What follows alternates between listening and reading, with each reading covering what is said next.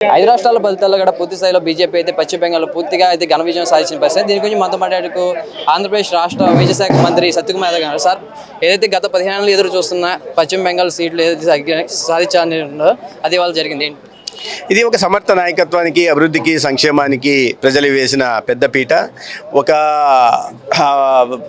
ప్రజా పాలన కోరుకున్నారు. వారి నరేంద్ర మోడీ గారి లాంటి నాయకత్వాన్ని కోరుకున్నారు. ఒక సిద్ధాంతాన్ని, భారతీయ జనతా పార్టీ లాంటి సిద్ధాంతాన్ని కోరుకున్నారు. తద్వారా రాష్ట్రంలో మార్పులు కోరుకున్నారు.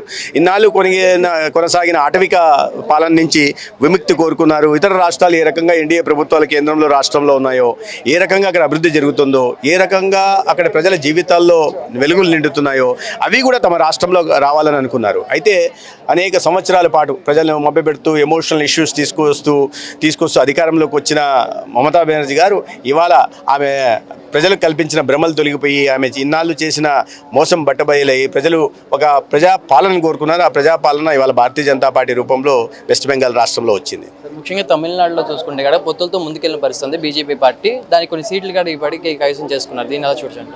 అంటే అక్కడ ఒక తీర్పు ఊహించిన దానికన్నా వేరేగా ఉంది తమిళనాడులో. ఎందుకంటే అక్కడ ఏడీఎంకే బీజేపీ అలాగే డిఎంకే అలయన్స్కి మధ్య పోటీ ఉంటుంది. 3వ స్థానంలో టీవీకి రావచ్చు అనుకున్నారు. కానీ ప్రజలు, ముఖ్యంగా యువత, ఆ రాష్ట్రంలో మార్పు కోరుకున్నారు. ఆ యాంటీ ఇంకంబెన్సీ ఏదైతే ఉందో అది పూర్తిగా విజయ్ వైపు వచ్చిందని భావిస్తున్నాను. అదేవిధంగా అనేక పార్టీల్లో పొత్తులో 21 పార్టీలు పొత్తులో ఉన్నాయి డిఎంకే అలయన్స్లో. అయితే వాటి మధ్య ఓట్ షేరింగ్ జరిగిందా లేదా అని చూడాలా. అదేవిధంగా రెండో వైపు కూడా ఓట్ షేరింగ్ జరగకుండా, ఓట్ ట్రాన్స్ఫర్ జరగకుండా, షేరింగ్ కాదు ఓట్ ట్రాన్స్ఫర్ జరగకుండా అది టీవీకి పోయినట్టుగా, దాని కారణంగానే ఊహించని రీతిలో ఇంత పెద్ద స్థాయిలో పర్సంటేజ్ ఓట్ల శాతం కానీ లేదా సీట్లు కానీ వచ్చినట్టుగా తెలుస్తుంది. చూడాలి ఇంకా ఆయన భవిష్యత్ కార్యాచరణ ఎలా ఉండబోతుంది అనేది 1-2 రోజుల్లో తెలుస్తుంది. అయితే ఆయన ప్రజలు ఇచ్చిన తీర్పుని కేరళలో కానీ లేదా అదేవిధంగా తమిళనాడులో కూడా భారతీయ జనతా పార్టీ స్వాగతిస్తూ ఉంది. తమిళనాడులో రీసెంట్గా వచ్చిన పార్టీ టీవీకే పార్టీ అయితే విజయ్ ఇప్పుడు ప్రస్తుతం కూడా ఆయన విజయాన్ని సాధించిన పరిస్థితి. దీనికి కేంద్రం నుండి కూడా సపోర్ట్ ఏ విధంగా ఉండబోతుందంటే, అంటే రాష్ట్రం ఎప్పుడు కూడా నరేంద్ర మోడీ గారు వచ్చినప్పటి నుంచి కోఆపరేటివ్ ఫెడరలిజం గురించి మాట్లాడారు.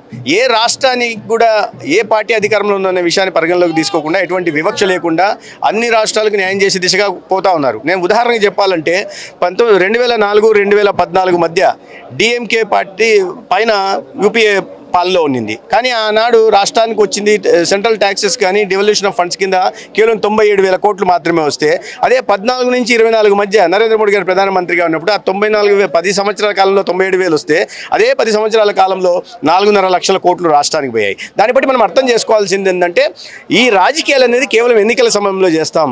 ఎందుకంటే ఒక ప్రభుత్వాది నేత నరేంద్ర మోడీ గారు ఏ రాష్ట్రాన్నైనా ఒకే రకంగా చూస్తాము అని. అందుకే అయితే మేము అంటుంటాం రెండో వైపు, ఏది డబుల్ ఇంజన్ సర్కారు ఉంటే అభివృద్ధి కొనసాగుతుందండి. చాలా రాష్ట్రాలు ఉదాహరణకు ఆయుష్మాన్ భారత్ని ఇంప్లిమెంట్ అమలు చేయట్లా. ఎందుకంటే పేరు నరేంద్ర మోడీ గారికి వస్తుందని. ఆ రకంగా అటువంటి సంకుచిత మనస్తత్వంలో గతంలో పార్టీలు పనిచేశాయి. కలిసి వచ్చే పార్టీ అధికారంలో కలిసి వచ్చే పార్టీలు వస్తే ఖచ్చితంగా అభివృద్ధి అనేది సమతుల్యత నడుస్తుంది ఏ రాష్ట్రంలోనైనా. చివరి క్వశ్చన్ పార్టీకి సంబంధించింది. అంటే ఇప్పుడు ఎలక్షన్ గురించి కాదు, పార్టీ ఏదైతే బీజేపీ పార్టీ మొదటి నుంచి కూడా ఒక స్టాండ్తో వెళ్తుంది, అదేవిధంగా ప్రతి రాష్ట్రంలో తన స్థాయిలో ముందుకు కూడా వెళ్తున్న పరిస్థితి ఏదో చూస్తారు. ఖచ్చితంగా పార్టీ ఎప్పుడు కూడా భారతీయ జనతా పార్టీ ఒక అన్ని వర్గాల్లోకి, అన్ని ప్రాంతాల్లోకి విస్తరించాలనేదే భారతీయ జనతా పార్టీ. ఏ పొలిటికల్ పార్టీకైనా అది ఉంటుంది. అయితే వాళ్ళ ప్రపంచంలో అతిపెద్ద రాజకీయ పార్టీ భారతీయ జనతా పార్టీ. వాళ్ళ ఒక్కొక్క రాష్ట్రం విజయాలు నమోదు చేసుకుంటూ ఇవాళ వెస్ట్ బెంగాల్తో కలిపి 17 రాష్ట్రాల్లో బీజేపీ సొంతంగా అధికారంలో ఉంది.